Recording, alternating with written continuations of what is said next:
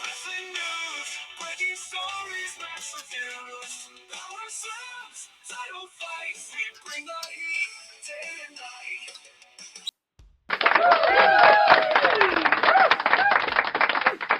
Hello, everyone, and welcome back to your number one source right here on YouTube for all the WWE action and full reviews. Also, our thoughts from Barcelona, Spain, first time ever on the USA Network. Now, all roads lead to WrestleMania 41. What an atmosphere and a great crowd interaction as the overseas crowds do entertain us as well. As we are doing a live multicast, I am your co host with the most, Shady, Davy D. LaFlair, and you can catch me over on the LaFlair Network.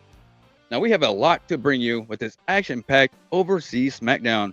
Thank you all for being right here. We do have the 5K subscriber giveaway for the big gold belt. Please do us a favor, leave your feedback. We want to hear from you because any interaction really does help this little show grow. Now, without any further ado, let me introduce to you your host of the show, the man, the myth, the legend, the icon, the final boss, Ziggy Cruze. Oh, thank you. You're too kind. And yeah, it was a big night on SmackDown live from Barcelona, Spain, and yeah, I love seeing these international crowds just as much as you do because they don't get to see WWE live every few months, twice a year or so, like a lot of the major markets. Like we have the opportunity to, and we take it for granted. And that hey, they went with a smaller set, jammed as many people in there as they possibly could. Show opened with the wrestlers showing up, and it was cool seeing Randy Orton and his wife with them, kind of make them look like real people instead of just characters we see on TV. So. And next up, we have the champion, the U.S. champion, LA Knight, coming out to the ring as you heard the crowd showing their love and support for the new champ. And Ziggy Cruze, this went down for a while, man. What do you think about the new champion?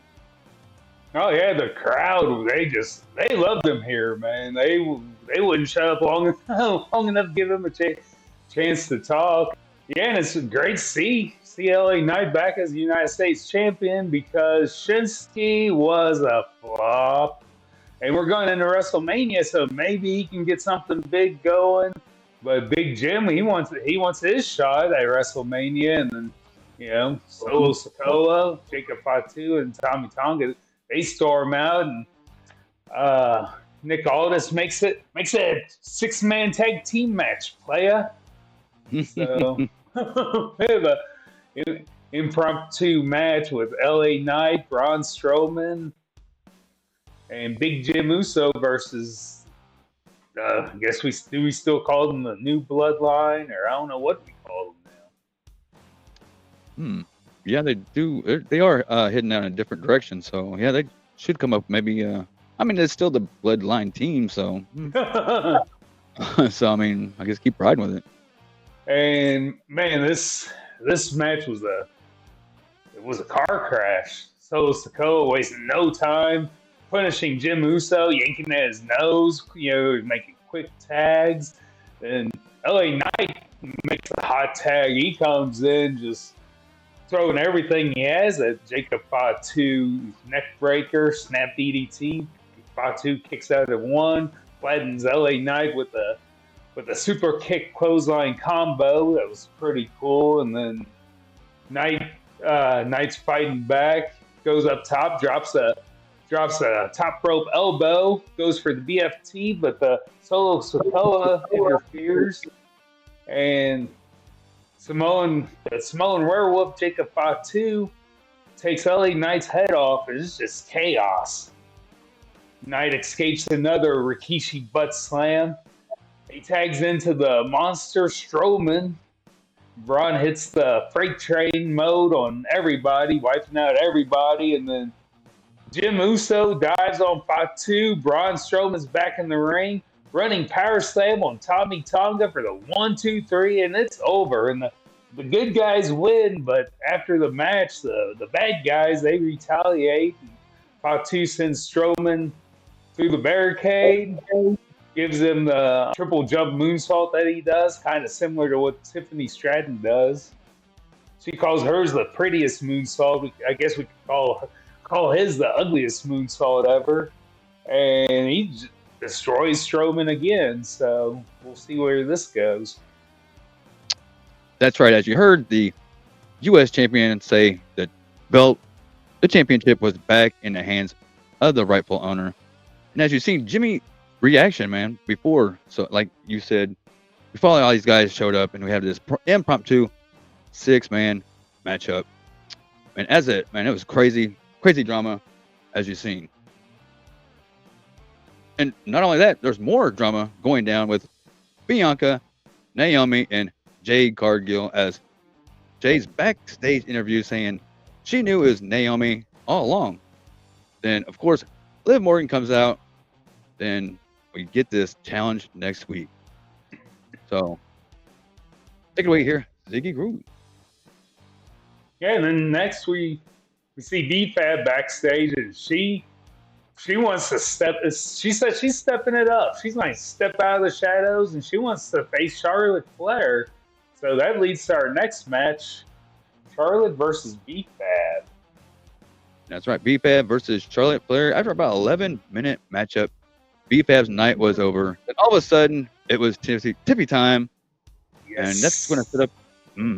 Tiffany came down for the save, and man, it was a huge pull apart brawl. Probably the biggest like women's pull apart brawl I've seen. You know, you usually don't see the women needing 20 officials, and man, they were wiping the security guys out too. And I gotta say, like Tiffany's like she never ceases to like impress me. Like she made this look real. The punches she was throwing, they looked real. They probably were real. I mean, it was just chaos. And then they go to set up for Miss TV, and the women come back down through the entranceway, and Tiffany goes up on the balcony, and Tiffany dived off the balcony and took out pretty much everyone but Charlotte. This was the only bad spot of the whole segment, was Charlotte didn't even get touched by Tiffany, and she sold it like $1 million. It went down with all the security guys. It wasn't a impressive move off the top rope, and it does take out everybody but her, but I guess she fell in at the end. As you see, the tables is set now for these two, and there's finally some build up. Anticipation is built. Let's go. This is gonna be one to keep your eye on for WrestleMania. I know I'll be watching. Yeah, then we had Miz that's been singing the ring during this whole time with Cody Rhodes, and it just descends into chaos fast. Miz pushes Cody over the edge, and Cody hits the crossroads, takes the mic, and demands to meet John Cena on Raw in Belgium this Monday. So, yes, come in, tune in to Raw, because you're going to see, finally, we're going to see another head-to-head meeting between these two before WrestleMania 41. Yep, and it's going to be a big Raw, so that means afterwards, make sure you come right here to Ziggy Cruze, and we'll let you know what we thought of it and read your comments, see what you thought of it too.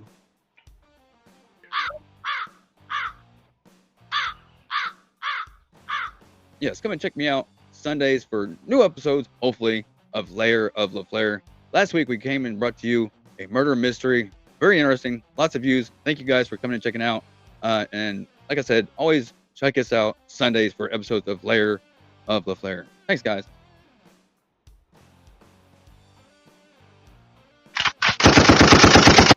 And next up, we had Damian Priest versus Shinsuke Nakamura. Yep, Nakamura starts off strong, but Priest counters with heavy strikes and a pop-up drop before sending them outside. Priest hits a crossbody, but Shinsuke counters in a cross armbar. Priest powers out and lands a big clothesline. Then Drew McIntyre appears out of nowhere, distracting Priest. Nakamura nearly steals it with a schoolboy that sends up the Kinshasa. Priest counters with the South of Heaven, but Drew McIntyre attacks, causing a disqualification. I don't know who won, probably Damian Priest, I guess. And post-match, Drew gouges Priest's eyes out, and Shinsuke lands a Kinshasa, and just leaving Damian Priest laying. That's right, man. McIntyre picked Damian apart. Even came back to hit with that Claymore kick. And next up, you see Randy Orton versus Carmelo Hayes. Yep, Randy offers handshake to Carmelo, and Carmelo refuses the handshake, and that leads to a shoving match. And Orton tosses him around, and action spills outside, and we go to commercial. We come back, and Melo counters a suplex. It's a chop block, super kick, and covers for 2. He's grinding Orton down, and Orton fires back with a scoop power slam. Goes for the hanging DDT, but that's denied. He counters a springboard into a power slam for 2. Orton goes for the hanging DDT again. Hits it, but Melo fights back with a stunner over the ropes. He misses off the top, but nails a springboard imploding DDT. 1, 2, no. Goes for a code breaker, that's blocked. And on the second try, and Orton catches him. Randy Orton wins via pinfall with an RKO. Yes, and it was a surprisingly decent matchup. Maybe it went a little bit too long for my liking, but Melo missed his shot, and Randy Orton was victorious, even getting a little piece of Kevin Owens at the very end. Ziggy Cruze. Yep, after the match, Randy gives Melo another opportunity to shake his hand, and Melo slaps him, and Randy drops him, sets him up for his old school punt, and Kevin Owens saves Melo for some reason or another. I don't know if it was personal with Melo or if he just wants to go after Orton, and he's slamming Orton in the ring post before escaping. To point out, Randy Orton did mention the fact that he is now the best punter in the WWE. Yep. He's bringing the punt back. Yep. I guess Pat McAfee's going to take a back seat to having that honor now. And next up, we have Spain's native son, Axiom, versus the Regan General, the champion, Gunther, in a very unique matchup with a couple high spikes from both performers, but Gunther picks up a win. I love it. You guys are so great. Oh, well, thank you for that. But next up, we had Paul Heyman coming out, telling everybody it was Roman Reigns Day because of the release of the 2K video game. Go get your copy today. Yep, and he says next week, Tribal Chief will be in the house, and he's got something to say to CM Punk and Seth Rollins. So we will see what happens next week, and we will cover it right here on Ziggy Cruze Wrestling News. So catch us after SmackDown next week.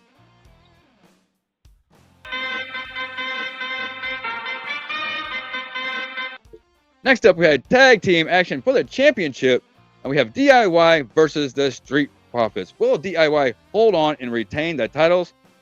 Man, we will see with an action-packed matchup with a very, it was a very speedy match, but we also had our slow parts while isolating their opponents with a very miscalculated communication between the teams.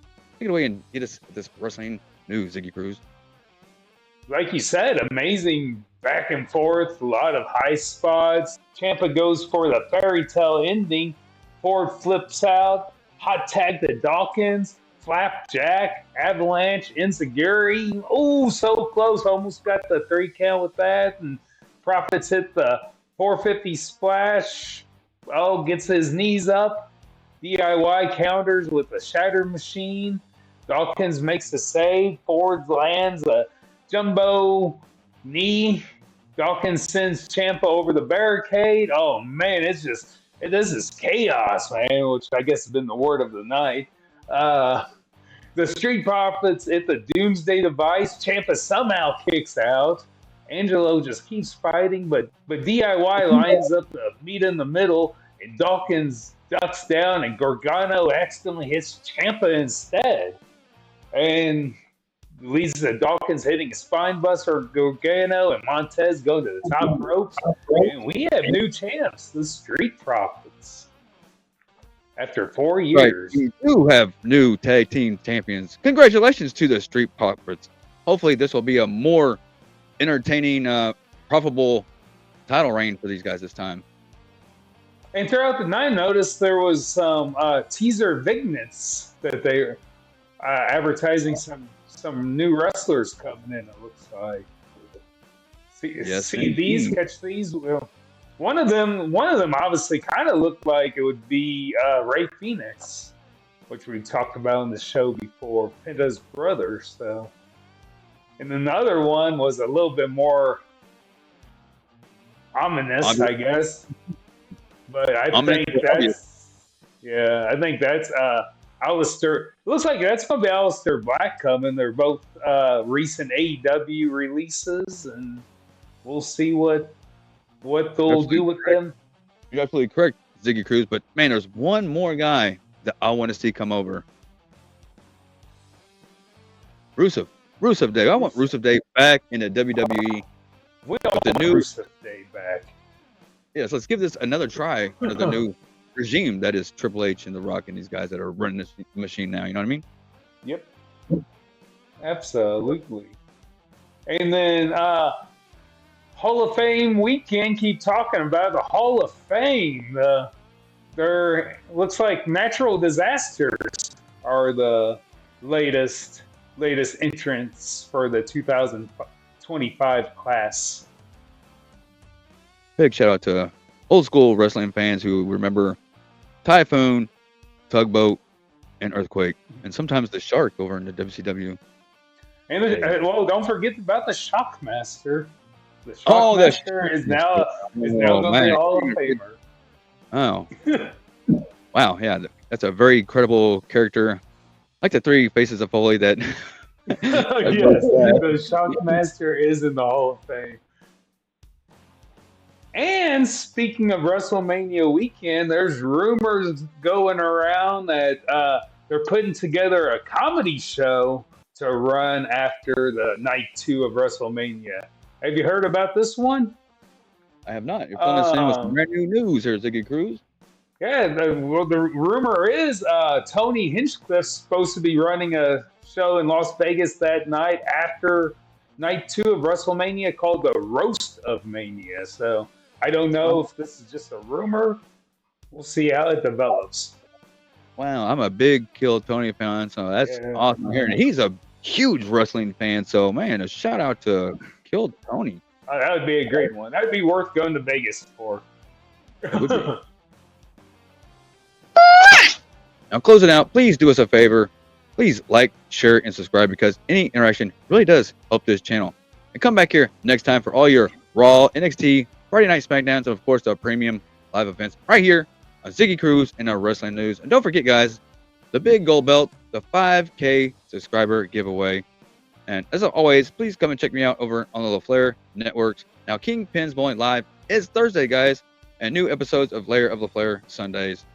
Now, I want to say big thanks to everybody coming out to the show and give it up for the host of the show, Ziggy Cruze.